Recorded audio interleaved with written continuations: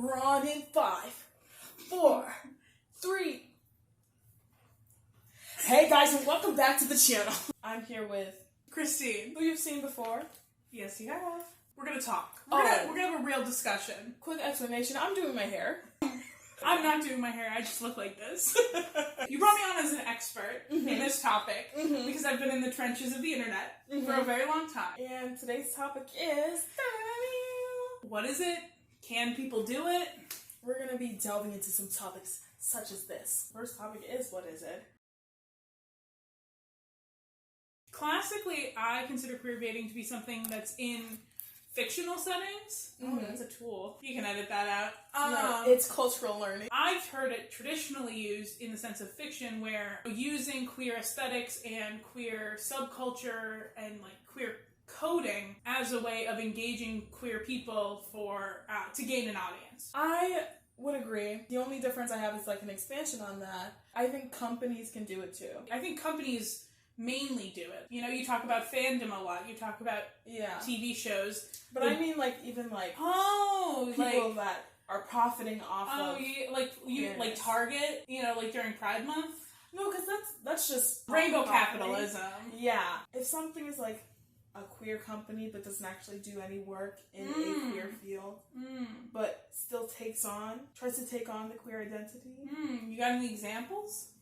Not up the top of my head. That's fine. I do think it greatly exists in the fictional sense. It definitely does. Kind of leads me into one of the questions I had. Can regular people queerbait? Yeah, I think that's the main question. I'm going to say no. Thank you so much for watching. Thank you so much for watching. Which leads me into another question. Do people, specifically celebrities, because that's who's queerbaiting, because they're the ones that profited off it. You can't queerbait as a regular person. Some people try that. Do people owe others explanations of their sexuality? The idea that people can queerbait is tied to this idea that, like, we owe people our sexuality. I understand why people want it. Like, they want to see queer characters represented by queer actors or, you know, queer musicians. But a lot of the times, people just, you know, aren't in a space where they're ready to be open about that. Yeah. Maybe their art and their music is how they explore their own sexuality, their own gender, in a way that they're not able to put a label on yet. And to expect that of people, I think, is really unfair. And reductive, too, you know? I thought we were going to have more. I thought we were going to argue a little bit. Yeah. I know, we agree too much! Rats ankles! Hey, that's your catchphrase? Stickers, hats, t-shirts, sweatshirts. Be ready. Be ready. Our clothes and habits queerbaiting. I think that it's very hard for regular people to queerbait. You know, how people express themselves, even as celebrities, isn't queerbaiting, and you shouldn't call them out for that. Harry Styles? I can talk about Harry Styles right now. I think that Harry Styles can do whatever he wants. Controversial opinion. I think he does gender fluidity poorly. But is he queerbaiting for doing it? No. Do I think that some of what Harry Styles does is, you know, targeted to an audience? Yes, I do. Specifically because, you know, if you look at how he dresses for Vogue versus how he dresses in his everyday life, like, it's definitely a stylist choice to put him in a dress on the cover of Vogue. But if he was that concerned with his masculinity, he wouldn't be doing that. Like, that shows a genuine non-interest in your own masculinity if you're comfortable doing that. I don't always love how he presents himself because I don't think it's particularly, like, well taken. But it's not a queerbaiting in a way that, like, you can criticize him for it. I don't think he's co-opting queer styles just to make a quick buck. He doesn't have to do that. He made a quick buck in one direction. He wasn't wearing a dress in one direction. You know what I mean? Like, Harry Styles could keep doing Harry Styles things without any sort of gendered commentary or, like, gender nonconformity, and he would still be making money. So there is, like, something genuine in it. I think it's the same with actors, though, who choose to take on queer roles. You're doing it on purpose. Like, there are so many other roles that you can take. Maybe you don't get the call back for every single role, and maybe in some cases the gay role is the only one you're getting. But in Heartstopper, for example, Kit Connor, you're in that show for a reason. You at least respect the message of the show, and you respect the people involved in making that show. Even if you yourself don't always necessarily end up identifying with your character exactly the same way, you respect it and you respect that journey most of the time, because otherwise why would you put in months and months of effort to make a quick buck? Exactly. Back on the clothes thing. You're trying to move into the narrative of genderless clothing. The way you dress, I just fucked this up, is not exactly reflective of what your sexuality is. Yeah, that's another thing. I'm thinking about like a certain social media star whose name I do not know. He's like a very feminine man. Yeah. Straight. Always being ridiculed for his sexuality because he's just feminine and this, he's like, no, I just like being feminine. Yeah. I like cool. You know what I mean? Yo también. You're not queerbaiting through your clothes because you're putting fabric on your body that you enjoy to express like how you're feeling, how you want to look, or just to be comfortable in clothes. And for people to take this concept as being like queerbaiting, or like the clothes you're wearing being depictive of what your sexuality is, it doesn't make sense. It doesn't make sense. No, and I think that's another thing is like, I think a lot of times the people who are having these arguments online think that they're really, you know, out here for the cause. They think they're really out here for the queer community. We can't accept people, you know, using the queer community to make money. But at the same time, you're having this very reductive view of sexuality and gender that's basically like a mom in the early 2000s view of a gay man as a man in a dress. Like, it's so reductive to define gender nonconformity and, like, non-heterosexuality as the same thing. And, like, how people carry themselves, it isn't always indicative of sexuality. I also think it can be harmful. You can spend years of your life thinking you're straight, but carrying yourself the way you want to carry yourself, and if people are out here calling you queerbaiting online, you're going to get confused. And even if you're trying to figure out your sexuality, if people have been calling you gay your whole life, I mean, this happens with regular people. Like, I have friends who are having trouble dealing with what their sexuality is now because for so long people told them, oh, you're obviously a lesbian. You know what I mean? And when they didn't feel like that, now it's hard to figure out, oh, well, what do I actually feel outside of what people are telling me I should feel? It's just the same homophobic rhetoric being used on celebrities in defense, quote unquote, of queer people. Also, should have said this before, I was inspired to make this video with Cindy. She made a video speaking about queerbaiting. To expand on the idea of habits, even with Cindy mentioned in a video, like, how can I talk with hair in my mouth? I mentioned in the video about a celebrity, I don't remember who it was, holding hands with a co-star. Yeah, Kit Connor. And people saying that's queerbaiting. The way that people express affection in their various relationships is very personal to them and is not reflective of a relationship. You shouldn't be putting your personal boxes onto how they express affection. Even just looking cross-culturally, how people express affection is not the same. You can see a cultural difference and assume sexual intent because of something you would do or something you were raised, but it doesn't apply the same way. Putting habits into the idea of queerbaiting, it feels unfair and limiting to the ways that people express yourself. Like, say you want to hold hands with your friends.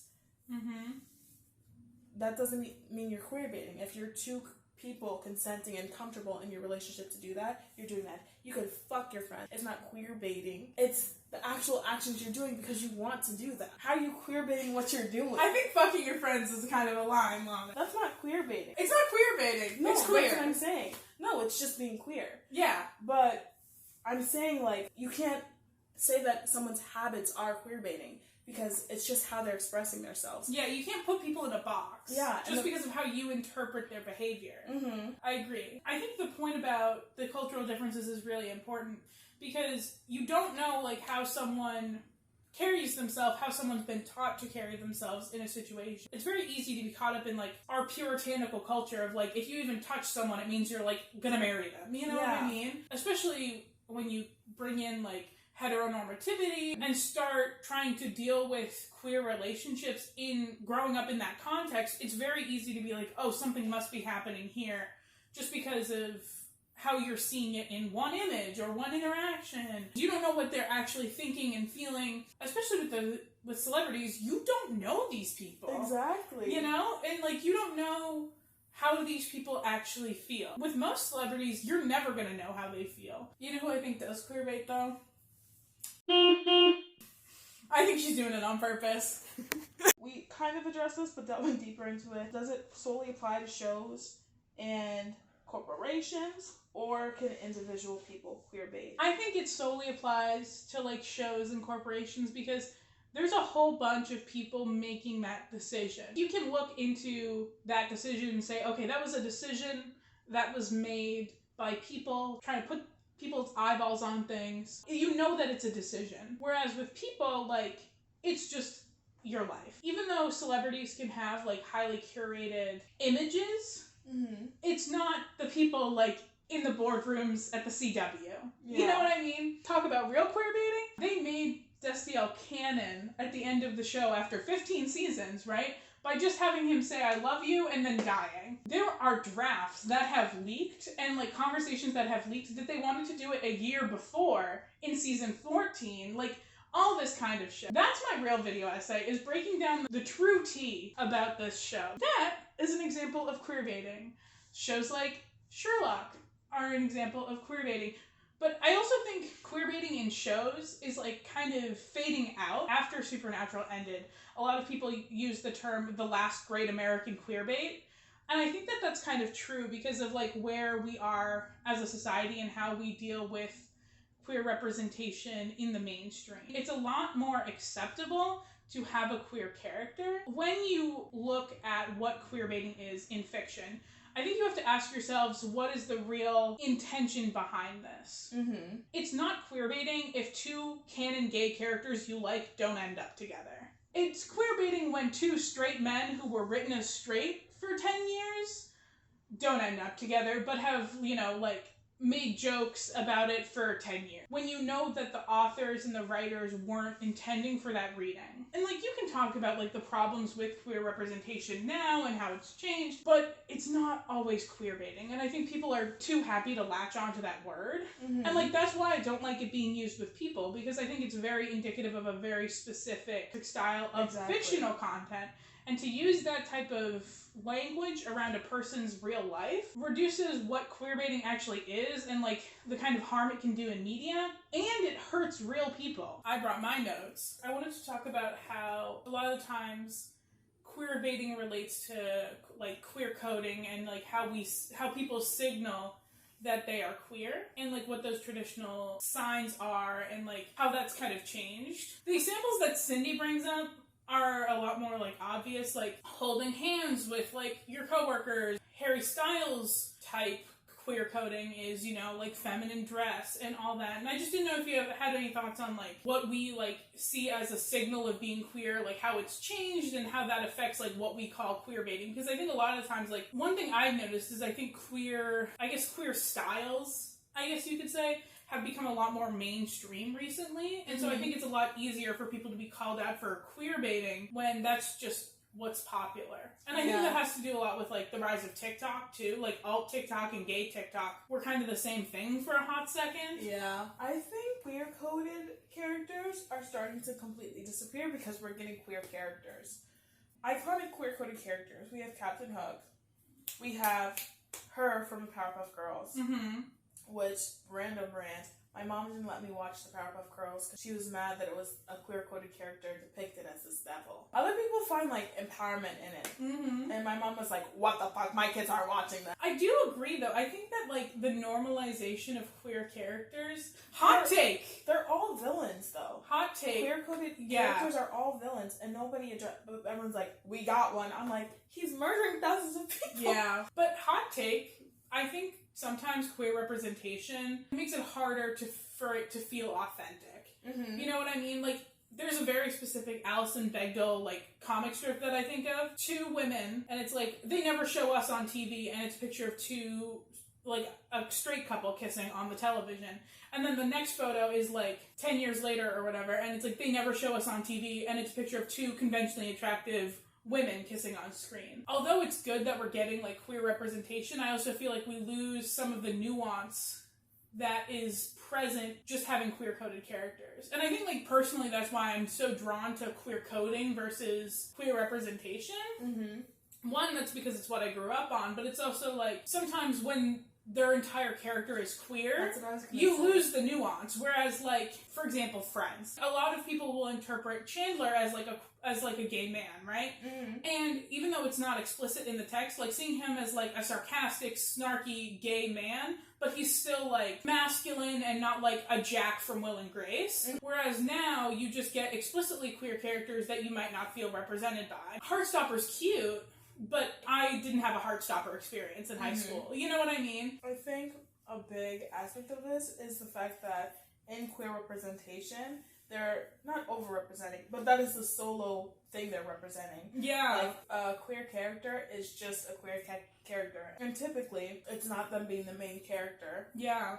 It's them being a side character where they're just the gay best friend. Exactly. And that makes them not relatable. Or if you are relating to it, it makes you feel ostracized from like people and feel even more isolated because you're like, I'm never going to be the main character. I'm just a side character who has these 3 specific quirks that are completely repeated and filtered again and again and again. And so the queer coding, even though someone might not be a queer person, but if you see attributes of yourself in them and can reflect like the aspect of queerness, you're going to want to connect more to that. The solution to this is just making more diverse characters that are queer and having them just be queer. Have you seen The Eternals, like the Marvel I haven't movie? seen the movie, but I know about it. In general, for representation, I think it did really, really well because they didn't throw it in your face. Yeah. And that's me saying that sounds very like conservative and sus, but I am a queer person of color. Please! It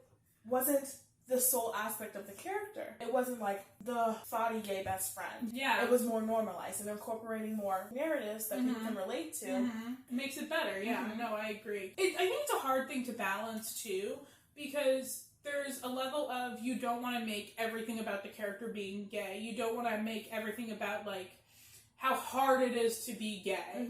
But you also don't want to put it in a sort of like la la land of acceptance where like there aren't real struggles, you know what I mean? And it's like so normalized that it feels inauthentic. You're either the side character or it's a la la land of everything's fine that you're gay. It's just a trauma film. Or it's just a trauma film. It's just trauma. Although I am a sucker for a trauma film. Oh, myself included. No, and there isn't like a fully relatable, typical narrative. But obviously because there isn't one typical narrative, but they need to, the issues they're picking from the same 3 options out of the hat, instead of creating new narratives that different people from different backgrounds, experiences can relate to, at least in some aspect. Yeah. Or I just want regular TV with people like me in it. It's hard to talk about queer coding and queer baiting when like dressing gay and like acting gay has been like a contested thing within the gay community for such a long time. Yeah. And the shift between like second wave feminists from like the butch femme kind of dynamic in the 50s is like you were told that's the wrong way to be gay if you were like butch or femme once, you know, the 70s hit. Even now, like, being stereotypically gay for some people is like the wrong way to be gay. Queer baiting ties into this conversation because the right way to be gay is like so policed by queer people that if you're not being gay the right way, if you're unlabeled or if you're bisexual, I think like that over policing has been a thing for like such a long time in the queer community that like it's not helping anyone to be criticizing someone for queer baiting. And maybe you feel like it's okay because, you know, I'm just adding a celebrity on Twitter, but it's hurting the people that are actually queer. You know what I mean? It's making, you know, the man who might want to express his femininity feel like he won't be accepted in our community for expressing his femininity. It's making the woman who thinks she might be gay but is like, oh, I don't want to kiss a woman because I don't want to come off as like fake. Even though that could be a genuine way of her exploring her sexuality. Just because it's only at celebrities doesn't mean that it's not affecting real everyday people. It also makes me think about when a celebrity is targeting a certain audience. People don't owe you a label or explanation of their sexuality. But it begs the question, why are you trying to reach this audience specifically? And not to say that everyone is. Again, you could just be expressing yourself in certain ways. It's not that they lean into it, it's that they gather an audience accidentally. You know what I mean? And I feel like leaning into it once you've gained that audience happens like time and time again. I mean, Lady Gaga, Phoebe Bridgers, even Taylor Swift, like leaning into that audience once you've already gained it, I think is one thing. But I do agree that, like, some people definitely do try and gather that audience. And it is a hard question because it's like, it's not queerbaiting to target a queer audience, but it is definitely something. I don't know if it's worth criticizing, but it's worth noting. You know what I mean? There is, like, something to be said about, like, how queerness is, like, seen as alternative and edgy. But I personally don't have a problem with that, because I do think there is something, like, alternative in going against, like, heteronormativity. So if that's how it's viewed, I don't have a problem with it. It's okay that there is, like, a sense of, like, alternativity in queerness. It's just about how you do it and how you treat your audience. I think queerbaiting, like, the issue itself started because people were, like, starving for representation and getting upset when they weren't getting it. But that's also, like, you are superimposing your beliefs of what a queer person is onto someone else. That is perfectly fine when it is a fictional character. When it is a storyline, a plot development that you're projecting on. But once you start applying it to people's real lives, you don't know these people. Even if you did, you don't know them as well as they know themselves. So you can't ever carry a perfectly accurate depiction of them. And you shouldn't be forcing your desires of what a person should be, of what a queer person should be, onto someone else. It's because you have a parasocial relationship with them. And so you can't expect them to perform a certain way when you don't know them. Especially in terms of sexuality, because everyone has their journey their own way. Exactly. This isn't in my opinion, but we don't believe a person can queerbait. But shows can definitely do it. Take advantage of their queer audience for the goal of sales. I just think there needs to be a more nuanced conversation. If you're going to talk about queer audiences and, like, reactions to queer representation and, like, queer coding, I think you have to take everything with a grain of salt. Know what sort of context things are coming from. A man wearing a dress is a different context than a TV show with a queer-coded character. You know what I mean? And, like, a TV show that started in the early 2000s with a queer-coded character. They're all very different things, and I think using the same word for all of these things is fitting. And I think it's dangerous. It can hurt people. That'll wrap this up. Thank you so much for watching. Hopefully you enjoyed it. If you didn't, I'm sorry, except I'm actually not sorry at all, because I did this video because I wanted to do it, and not because I wanted you to see it. But if you did like the video, you can like the video. If you didn't like it, you can dislike it. That's actually what those buttons are for. You can subscribe. There's another button if you want to join the fam and see more of this. If you don't feel like interacting with the video at all, no one's holding a gun to your head, I hope. So you don't have to. We are just two strangers on the internet whose paths happen to cross in this way. If you feel like interacting with the video, go ahead. If you don't, I won't hold you to it. Hopefully you enjoyed it, though. Thank you. Bless. Actual conversation.